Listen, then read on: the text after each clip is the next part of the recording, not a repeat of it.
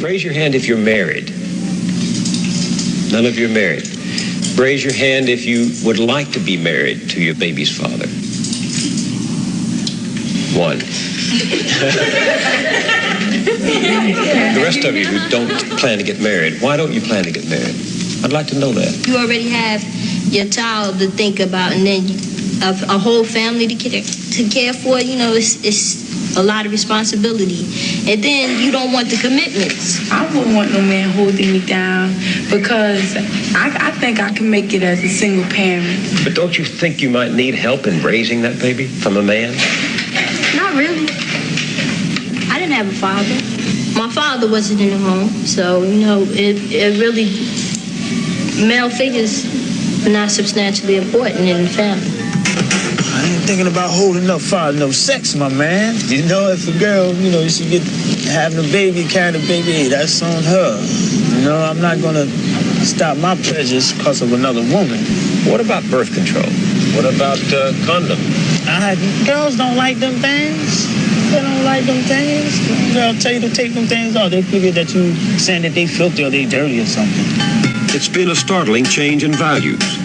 25 years ago, you would not have heard such things said so freely because they were not embraced so widely. The strong family was still the backbone of Black America, and 3 out of 4 children had both parents at home. That is true no longer. Most Black children are now growing up without their father. The result is a world turned upside down as children copy what they see and repeat what they learn. LaDawn said she didn't have a father in her home and doesn't think her children need one.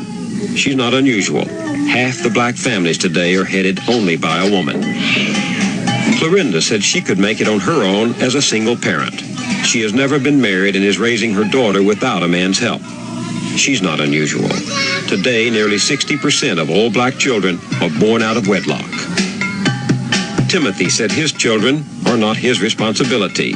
He has left them to be supported by their mothers and welfare. He's not unusual either.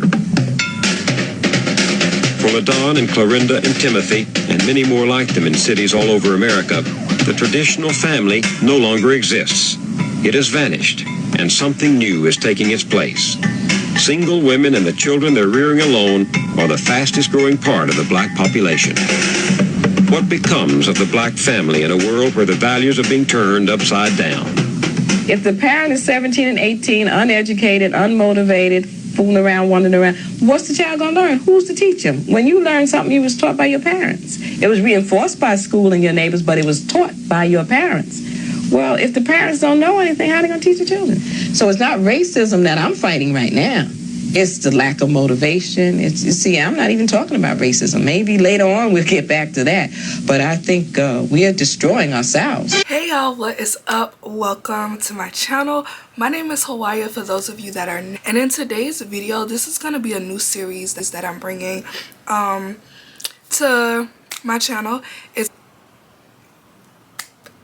It's important to me. It just so happened that this documentary came across my YouTube recommended section right around the same time that the Dirk and the India situation was all over social media. And Dirk is at the time that I am recording this video, he is the same age as me. We are 28 years old. That generation of, you know, like we're almost 30. When I looked at the interview and his comments, the first thing that I thought about was like, yo, like what has happened to us? Somewhere as a generation, as a society, like we are lost. And even more so than us being lost, we are lost. I feel like our society, this society, I feel like through the help of social media, everyone is very, very easily led astray. I wanted to know, like when I watched his interview and I heard his remarks and I heard what he said, I was like, yo, is this really how men of my generation are thinking, are operating? Is this the mentality and where is it coming from? Where does it stem from? Open my YouTube channel and this documentary, The Vanishing of the Black Family, was on my timeline. And at first, okay, just being honest, y'all, Spirit led me to watch it. I did, and it led me down a rabbit hole of messed up things that have impacted, yes, my generation, but even more so than my generation. I feel like it's impacted my culture. It's impacted my community. In case you guys have not noticed, your girl is black, okay? I am black. I am American. I live in America. So at the beginning of the video, I played you guys a clip of the introduction of the documentary. Before I get into that, I want to know, this documentary came out in 1972. My mother was born in 1969. The parents in this documentary, none of them are over the age of 21, I don't believe. That is a lot of our parents. And I think that it's important that we know and we understand that this was designed to destroy the black family. Okay, it was designed to destroy the black family. It was designed that way. And our generation and where we are now as a culture, as a society, through social media, through rap and hip-hop culture, is a direct reflection of this documentary. What struck me as important when I was watching just the introduction that I first had showed you guys, the commentator made the remark, and he makes it throughout the entire documentary. Like, he will not shut up about how, you know, 20 years ago this was not have been heard of. 20 years ago the black community has so much pride, you would have never saw them. You know, you see the young men hanging on the corners, you see young pregnant women with no education, okay, having children, dropping out of school, and he keeps making the remark that, you know, 20 years ago this would have never happened. Now, the thing that I want to state that is so very important, that he is not mentioning, that they failed to mention, what happened 20 years ago. The documentary came out in 1972. So if we look at what happened prior to, the thing that happened was the civil rights movement. Okay, as you guys know, the desegregation. I want to be very clear that before I make these statements, this is not me bashing anyone. This is not me bashing anyone. I just have to be honest, and I have to be real. Before the civil rights movement, black people, our communities, we were not allowed to be in the same spaces as our white peers. We were not allowed in the same spaces as them. We were not allowed to be in the same schools as them. We were not allowed to go into the same stores, at least not in the same way. We had to go through the back of the stores, through a different entrance. At least for me, that is what I was told. I am from the South. I am from Louisiana, so all I know is my history and what I was told. Pre-civil rights, that was not a thing, okay? You black people and white people, we were not intermixing like that. It did not exist. Up until civil rights, where a generation of black people, you know, headed by the likes of Dr. King, Rosa Parks, and such, believed that we, as a society, as a culture, due to the labor that went in on the backs of our ancestors, work that they put in, they believed that we were deserving of the same rights, that we were deserving of being in the same spaces, of having the same opportunities as white people. So in marched civil rights and integration and all of that. Yes, I do believe that Dr. King's heart, you know, the civil rights, their hearts were in the right place, but was it the right thing for our culture, for black people? I would have to argue absolutely not. And the introduction for the vanishing of the black family that I showed you guys in the beginning of this video is why I feel that way. Y'all know JFK, right? We know JFK. He was assassinated, and then Nixon became president. Under Nixon's presidency, okay, the welfare had its greatest expansion in history under leadership of Nixon. He had what he called the Great Society. I'm not going to get into everything that was under the Great Society. I'm going to save that for a different video because we're going to dive deeper into that. But under the Great Society, he launched his famous and infamous war on poverty. And under his war on poverty was an expansion of welfare, which included Medicare, Medicaid, as well as food stamps. Now, what I want to know, what a lot of people do not know, I did not know prior to researching and me doing this video, was that welfare and food stamps was not originally for black people, but not only was it, or for poor people, not only was it not for black people or for poor people, the US government came out with food stamps. It first came out in 1939, and this was around the time of the Great Depression. Because we had millions of US citizens out of work, the government launched a new program where you can give or you would give a portion of your unemployment, your unemployment check, your unemployment benefits for a voucher of food stamps, and they will also give you what was called a surplus stamp, which was free. And this was basically just a system that the US government designed to keep its citizens from starving during the Great Depression. To this civil rights thing, Dr. King and everybody, we were all for the civil rights and we wanted equal opportunity. The US government decided, it's perfect. They want to be integrated. They want to go to school with us. They want equal rights and opportunities. The government saw a way to integrate this system of the wealthy and the poor, and it was very much designed to keep the wealthy wealthy and to keep the poor poor. So, like I said, the first part of the war on poverty included the food stamp expansion and the Medicare and Medicaid expansion. The Food Stamp Act was in 1964, Medicare and Medicaid Act was in 1965, and this gave universal Medicare to people who would not have had access to it otherwise, right?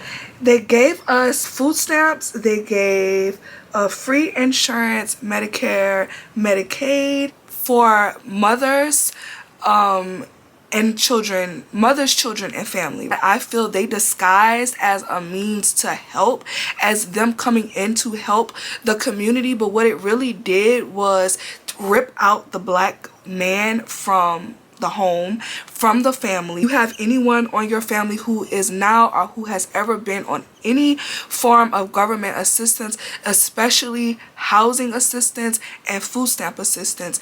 If welfare ever finds out that a man is in the house with you, that he is living in the house with you, you automatically get kicked off the program. Automatically. It's still a strict rule now that is enforced now. I know someone personally who that has happened to just within the past couple of weeks. But when this system first came out, when this first rolled out, they were doing this. They were wild. Okay, they were wild. You were designed a caseworker if you needed this type of assistance, and these caseworkers had the right to be able, because you were getting assistance, they can come into your home whenever they felt like they wanted to, or that they could, under the guise of them just checking in, making sure you're following guidelines. They did not have to announce when they would be coming to your home. There are also rules. Say for instance, a caseworker felt like your house was not clean enough, you didn't have enough. Never mind the fact that these people were young, uneducated, living in the projects. Of course they didn't have enough. Of course they were living in not the best circumstances. They could basically say that you were not taking care of your children, and they had the right to take your children from you if you were on these government assistance and government programs.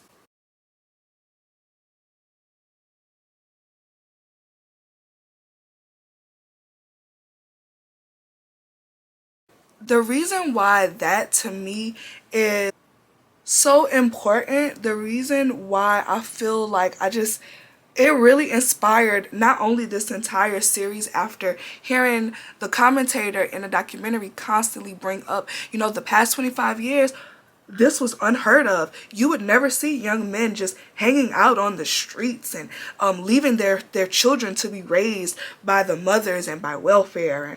And the black community, they had so much pride. And what happened, that's what happened. These programs were what happened. These systems that the government put in place and designed or made us feel like they were helping us were really harming us. Okay, so also a generation, y'all, a generation is about 25 years, right? So I want to be very, very, very clear when we start looking at we start having those conversations, what happened to us? What happened to us as a community? What happened to us as a society? It's important for us to have these conversations because I don't think as a society we really understand that the odds were packed against us deliberately, and it's up to us, you guys, to do the work to fix this. We have to realize that instead of hating each other, instead of hating each other, instead of not getting along, because that's what has happened. We have a generation of men who don't love women. We have a generation of women who don't love men. We have a generation of people who don't know love, so we're out here searching for it in everywhere, every way. We don't know what we're searching for.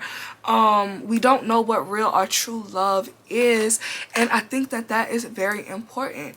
A generation is 25 years, so when you look at, okay, this documentary came out in 1972. I told y'all my mom's generation, or my mom was born in 1969. So if you are my age bracket, if you are between 27, 30-ish, that's this generation. And I think that it's also important that I note that what also the government refuses to acknowledge. The Food Stamp Act came out in 1964, okay?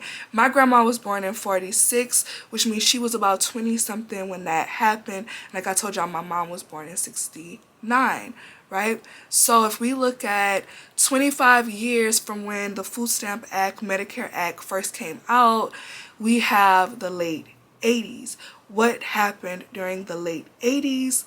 The crack epidemic. Is that a coincidence? Absolutely not.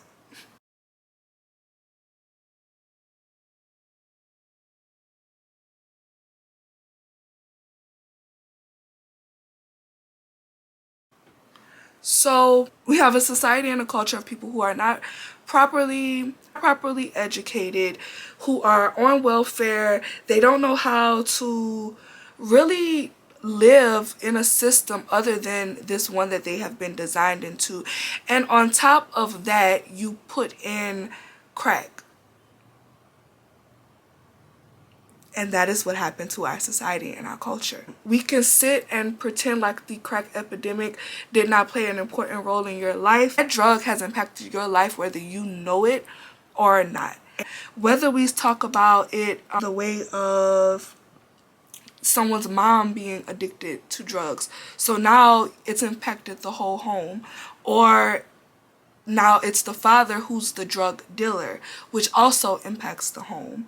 In my home in particular, it impacted my family because it was my mom became addicted to it, but then I had an uncle who also was a drug dealer, and then another uncle who also was a crack users. So you have it was a lot of that. And like I said, whether you know it or not, whether you are aware of it or not, it has impacted us. It's impacted us. It's impacted our community. It's impacted our culture. It's impacted society.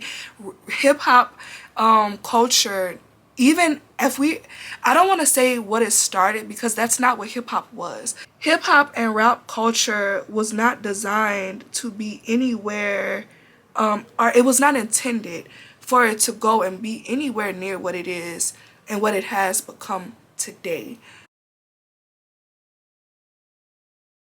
But you have to be somewhat delusional if you can't look at rap culture and think that the crack cocaine epidemic and all of that did not directly impact and influence hip hop and rap culture, thus black culture. But yeah, so now I want to pause really quick because I want to show the clip or two clips from Dirk. So first I'm gonna show the clip that a lot of people are not talking about, which was when he stated that she gave him like $3 million worth of knowledge. So I'm gonna insert that clip here. What is this about to you?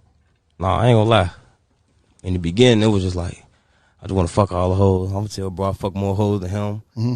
But it was like when I was at my lowest point, like when I would tell you I was fucked up, it's like that's when I met her. And she had me in the crib, like, we 50 deep in the house, deep as hell, ain't no furniture, ain't shit in that motherfucker, but we talking about we rich as hell. Then when she came, she was like, I ain't gonna come between you and your niggas, but you can't have your girl over here with no furniture, 70 niggas in the house. Like, you know what I'm saying? So that really put a thing on me where it was like, get on my shit. I call my manager, like, man, I need a house. So shit, without her, I ain't gonna, I'll be probably still thugging it right now, you know what I'm saying? Now I'm gonna insert the clip where everybody was all up in arms and was talking about what he said. And me, I ain't gonna lie, I'm petty as hell. Like, if you fucked a lot of niggas, all that, I ain't gonna wife you. That's me. That's me too. Yes, sir. Hey, I wake up in the middle of the night, get mad over some shit 4 years ago. Like, Yeah. that's just That's me too, nigga. Yeah. Yeah, but it's like, everything about it, like, being real, not cheating, she ain't been passed around, and it was like, a body count, that's what really did it. Okay. This why my nothing. favorite youngin. No, Yes, you sir. see, that's why my motherfucking favorite fucking youngin, man. Nah, that shit for real. Ain't nobody in this motherfucker finna wife somebody that fucked 10 niggas. Mm-hmm. That's what I'm saying. Now, the reason why what he said some people found a little bit problematic, to my recollection, Dirk is under the age of 30 with, I believe, 7 children between 5 women. I think the thing that most people have with what he said is it's kind of, not only is it the audacity, but even more so than it being the audacity, how could you even have that standard? And that's not to say that everybody shouldn't have standards, because we all have standards. You yourself don't meet that standard, then it's kind of like,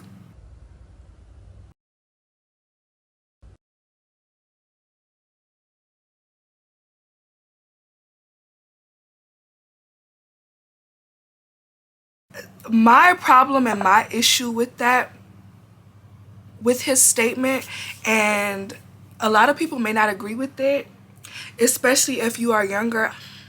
Dirk and I are the same age. We are almost 30 years old. And as someone who is almost 30, I just do not understand. I don't understand that logic. It has nothing to do with me. Yes, I already have children, but that still doesn't, I don't understand. I don't get the logic.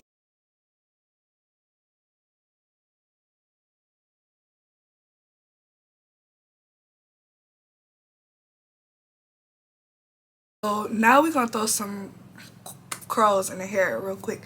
But back to what I was saying. So yeah, the logic to me, y'all, the logic just does not make sense. I don't understand his mindset. And in a room as a almost 30-year-old, like that's my problem with what he said. And that's the only issue that I have with it, was like, yo, if we were talking about a guy, a person who was like 20 years old, 19, 20, maybe like 22, 23 at the most, then I would give that shit a pass, because then it's just like, that's just some young, like, that's just some young shit.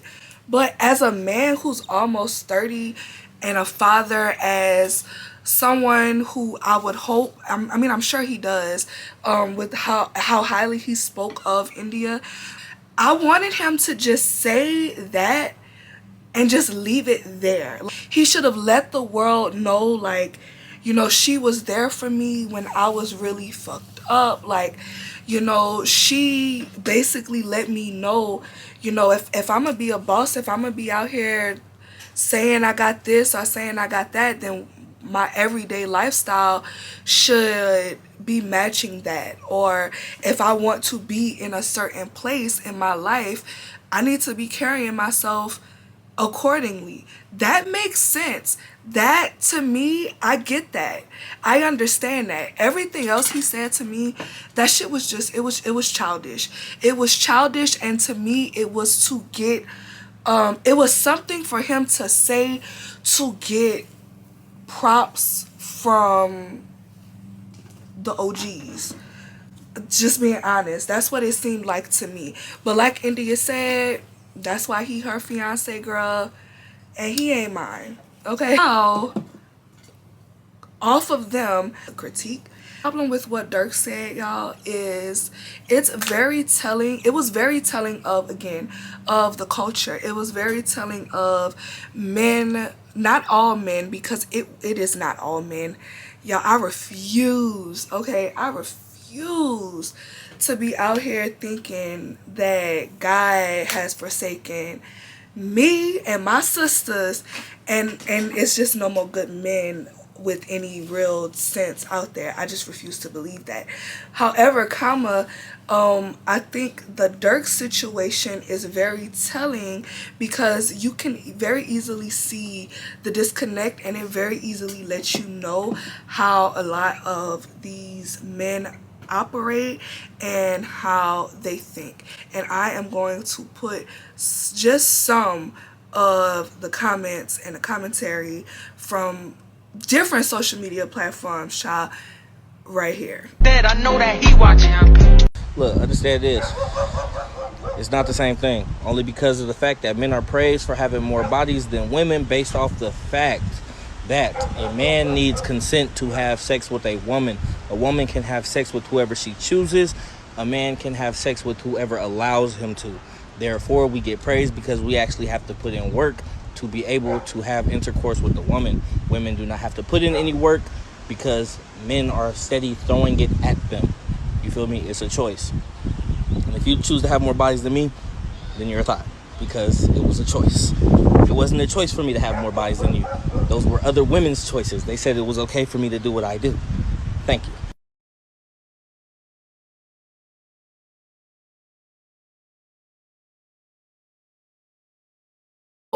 The comment, the one that I really want to talk about in this video, because I see it a lot. I kept seeing it a lot, and it's this, the men saying that, you know, it's just women who are ran through that have a problem with what Dirk said about India. Most women should have more value, or have more worth about themselves than to be sleeping with a lot of guys. Men are born with no value, so men go out and they you know, they go out and they become valuable through, to me, what it sounded like, basically they're saying that women are born with value because women are the producers of babies. The children cook in us. So because they can cook in us and they cannot cook in the men, that men are not born with any value. Only women are born with that value. And as a woman, your job is to retain your virtue and your value. But as men, they don't have to do that because they just can do what women allow them to do. Are y'all for real? Like, are y'all for real? You really think that as a man, I'm not gonna call you a man, you really think that as a boy, you can be out here sleeping with whatever Ashley, or Rachel, or Rebecca is willing to open her legs to you, and you can do that because she's willing to open her legs to you, and her value is strictly her responsibility. That don't have nothing to do with you. But then when you're tired of sleeping around with every woman with a vagina, you are gonna go out and find yourself a virtuous woman who has only slept with one, maybe two people, because that's your right. And I just want to know, baby, what world are y'all living at? Like, what planet are you on? Where y'all living at? Who raised you? That you really are out here thinking that as a man, you have absolutely no value. You can go around taking the value of as many women as you please with no consequence, no type of energetic karma, nothing at all. That is just not your responsibility. That is strictly on a woman's. You cannot be real. Y'all cannot be real. You cannot be real. And then what kills me is it's so, are you gonna raise your daughter to have that same mindset?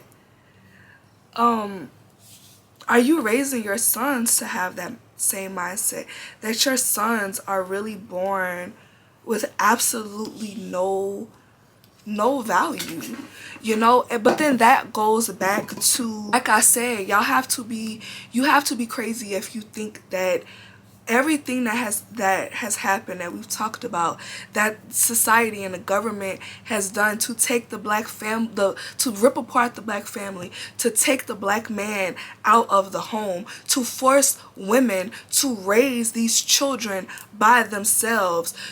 You don't think that was systematically designed that way? You don't think that as a man, if you're gonna, this is my thing, if you're gonna say that you love women, how can you love women but you are out here sleeping with as many as you want in the same sentence? It doesn't work that way. I don't understand how y'all have that logic. I really don't.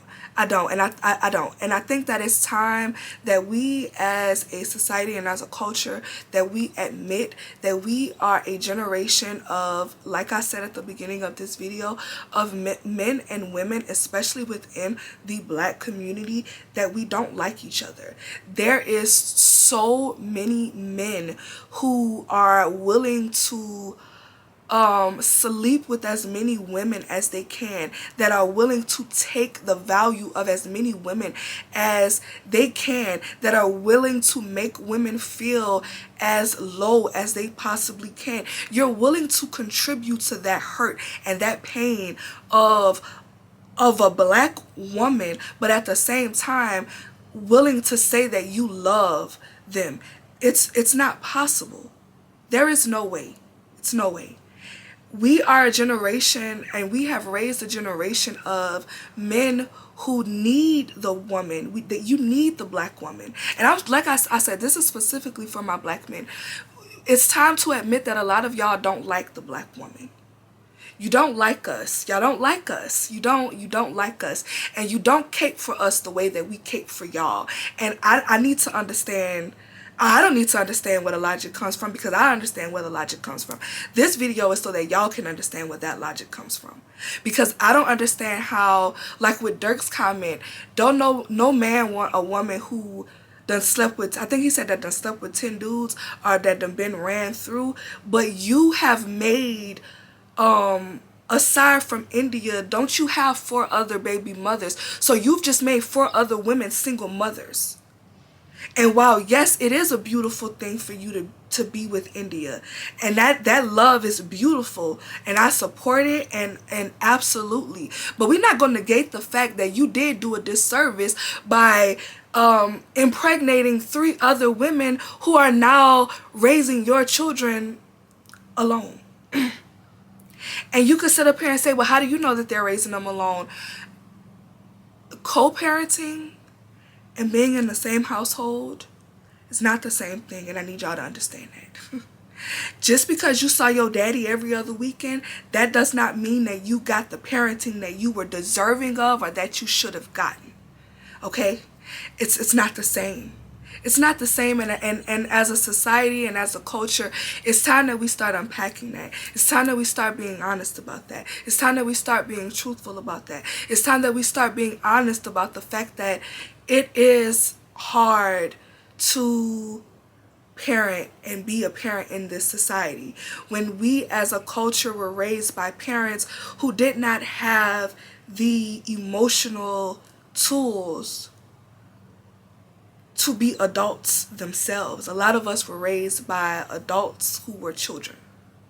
Adults who still are children. So when we look at this society of men, y'all are not men. And I'm so proud of my women because, yes, a lot of women are still lost, but it's not all women, just like it's not all men. And I think that we are now in like an era where the divine feminine are reclaiming its power. And I am so ready for the divine masculine, especially that black melanated divine masculine, to get on board. To please come on board. Please. We waiting for y'all. We waiting for y'all. We are.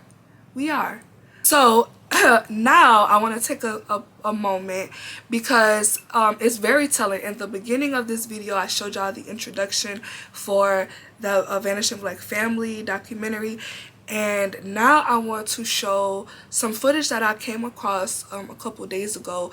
This footage is in Philadelphia, and it's just them going through the community, and it's showing, like I said, it's the direct result of that generation, of what we saw in that introduction, the Vanishing Black Family. It's a direct result. So I want to insert that footage here.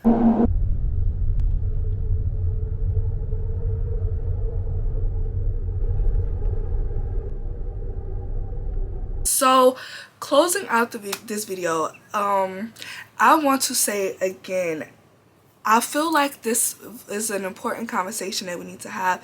It's important to talk about because we need to realize what has happened to us. We need to start to look at us as a society, as a culture. Look at where we are now. The generation of women who are... Not to say that there's anything wrong with the over-sexualization of your body and body positivity and all of that, but we need to start a conversation of where that's rooted in, where that's rooted from. This generation of men who feel like they can just take from women without any responsibility. Where does that come from? This was designed this way. It was meant for us to be in these situations, and it's so imperative that we start to begin the process of unworking that